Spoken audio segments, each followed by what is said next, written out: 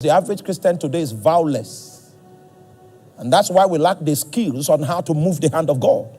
What I want to show you now is a spiritual year.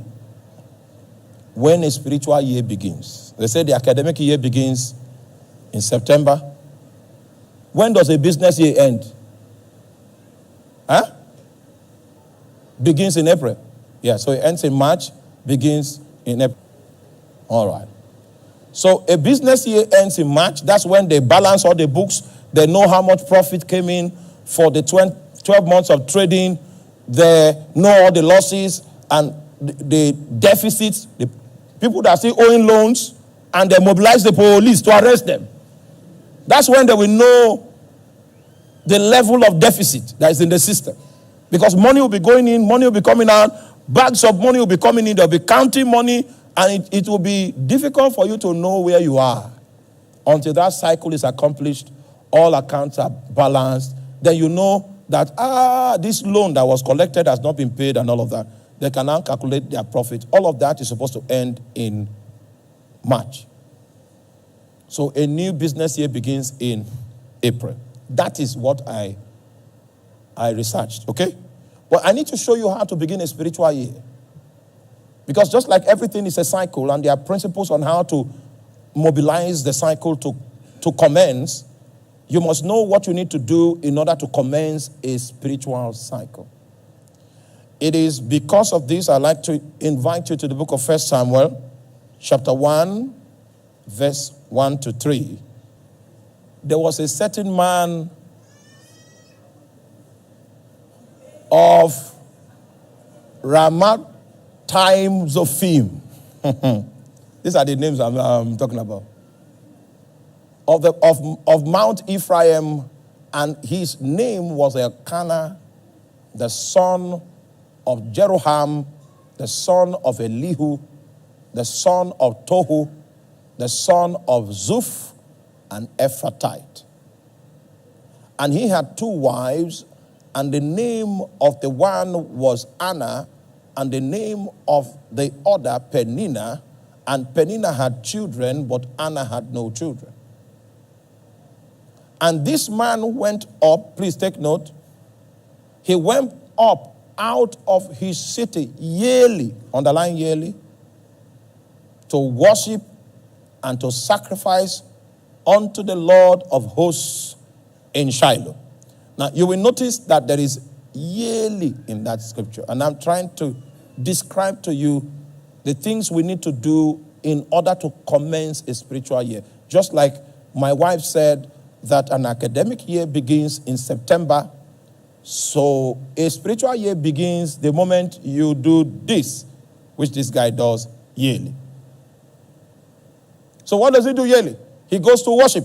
I hope I've told you that in order for you to accomplish worship, you must take one of the things that are due to God and you present it to him. That is worship. Notice that in this yearly worship, what he goes to present to God is what? It's a sacrifice. One of the things due to God, you must take it as you proceed to worship. Okay, go to verse 21, which is my emphasis, and that's where I'm going to stop for the night. 21. And the man Elkanah and all his house went to offer unto the Lord his yearly sacrifice and his vow. That yearly sacrifice there is first fruit. So he goes to commence his spiritual year by going to God with first fruit. The moment he has given first fruit, it means that he has reactivated the covering of God over his life for that year. That whereas others might die by Boko Haram, die by bomb, die by blight, he will not die by those. It is only when his days are accomplished that he can sleep with his fathers.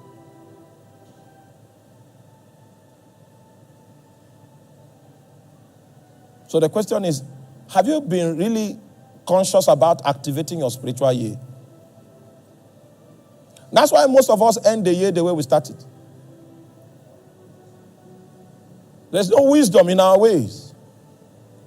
He goes yearly with his sacrifice and his vow. That's how he goes to Shiloh. It's something deliberate.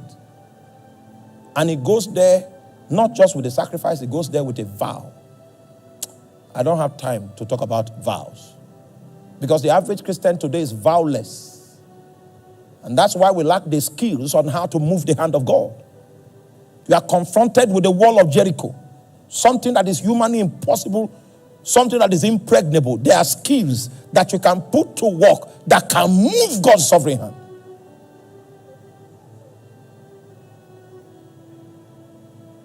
The man is going to trade with God. He's going to do business with God. He leaves his city and he journeys to Shiloh.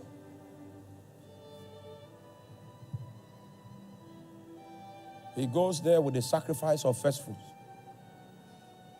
He also goes there to make vows and to redeem vows so that he can get God's commitment. There might be famine, but his own lands will be watered. There might be bloodshed, but his children will survive.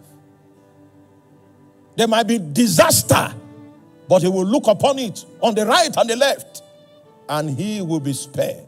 It is when you know this truth that you will hear tales of woe only from afar.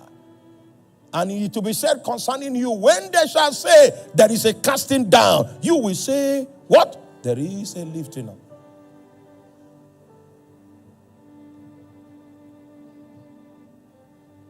He goes to Shiloh to renew his covenant with God, and that is how his spiritual year starts. Jehovah Sabaoth becomes his backing. And if you meet him in the office and you are looking for people to show wickedness, if you make a mistake and add him to the number, Sabaoth, that he came to sacrifice to at the beginning of the year, will appear in your dream. Yeah, he will appear in your dream with a weapon and say you are a dead man. I'm behind that man. You know, what I tell you is what I practiced.